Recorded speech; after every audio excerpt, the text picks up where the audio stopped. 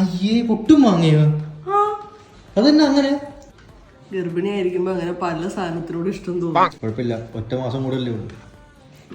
ഈ ഒറ്റ മാസം നിന്നെ ഞാൻ ശരിയാക്കി തരണം. അറിയാലോ, എല്ലാ കടകളിലും ഫുഡ് പോയ്സൺ ഒക്കെ അടിച്ച് എല്ലാരും കിടപ്പാണ് ആശുപത്രിയിൽ.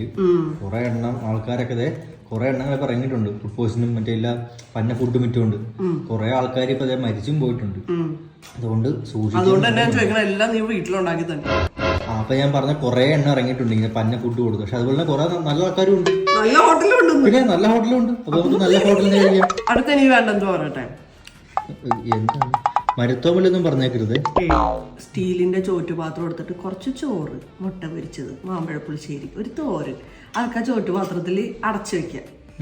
എന്നിട്ട് ഉച്ചയാവുമ്പോ ചീതുമേ വിളിച്ചിട്ട് ചോറ്റുപാത്രം തുറന്നു തരിക. ഒരു വാട്ടർ ബോട്ടിൽ. അടുത്ത എനിക്ക് അതാണ് വേണ്ടത്. എപ്പ കിട്ടും?